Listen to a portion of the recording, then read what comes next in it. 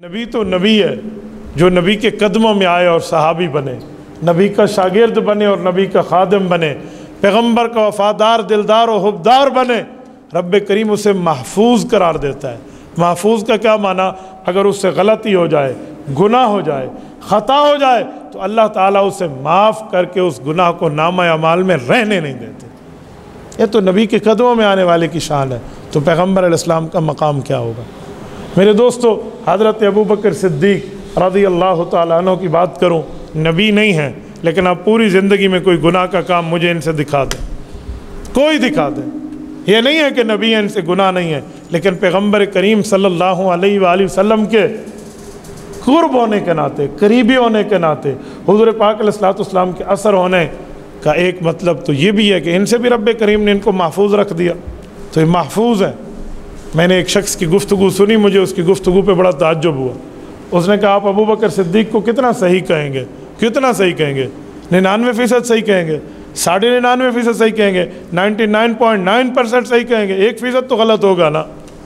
میں بڑا حیران ہوا کہ یہ مفروضہ بنائے ہوئے ہیں کہ 1% تو غلط ہوگا نا، تو بھئی ہوگا کی بات نہ کریں، ہے یہ دکھاؤ۔ ہوگا تو کچھ بھی ہو سکتا ہے۔ اب یہاں بیٹھے ہوئے ایک دیوار سے کوئی گدھا نکلا ہے، اللہ چاہے تو ہوگا، کوئی مسئلہ تھوڑی ہے۔ اس کا کیا معنی؟ ابو ایوب انصاری مسجد میں گدھا نکلا ہوا ہے؟ تو بھئی ایک ایک کانسیپٹ کرنا، سوچ لینا، مفروضہ بنانا اور ایک واقع ہو جانا، اس میں بڑا فرق ہے۔ میں سمجھتا ہوں ابوبکر صدیق رضی اللہ تعالیٰ عنہ معصوم نہیں ہے، لیکن ان سے گناہ ہوا ہے اس کا پروف تو نہیں ہے نا، اس کا ثبوت نہیں ہے، تو اس کو کس بنیاد پہ بندہ یہ جملہ کہے کہ آپ اس کو کتنا صحیح کہیں گے، کتنا صحیح کہیں گے؟ یہ صحابی کی شان کے مطابق بات نہیں ہے۔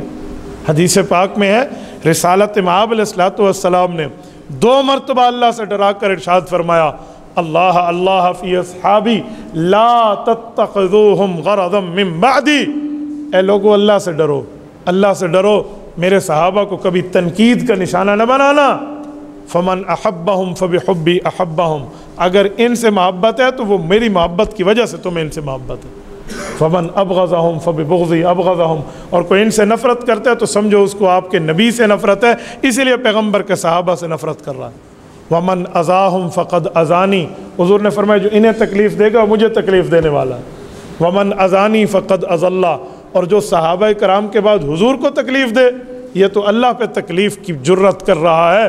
ومن اذلہ فیوشک ان یأخذہ، اگر کوئی اللہ کو تکلیف کی جرت کرے گا تو اس سے پہلے اللہ اس کو اپنی پکڑ میں لے گا۔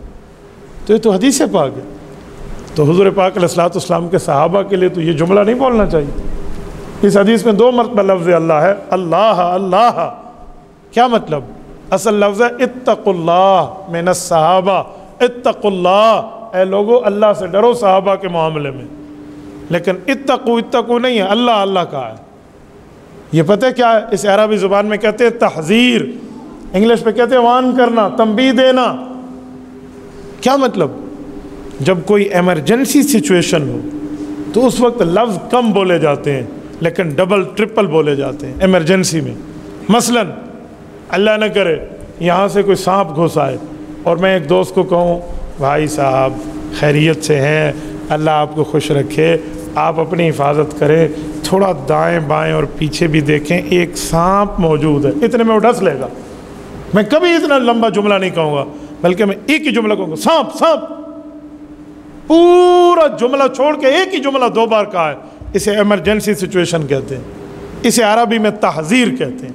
حضور پاک علیہ السلام نے بھی اسی طرح فرمایا، اللہ اللہ فی اصحابی، لوگوں اللہ سے ڈرو، اللہ سے ڈرو، صحابہ کو تنقید کا نشانہ نہ بناؤ۔ تو یہ تحذیر ہے۔ تو یہ پیغمبر کے صحابہ کا مقام یہ ہے جو رسول اللہ کے قریب بیٹھتے ہیں، تو نبوت کا معاملہ کیا ہوگا کہ ان سے کوئی گناہ کی بات مانے، ان سے کوئی خطا کی بات مانے؟ تو ایسا کچھ بھی نہیں ہے۔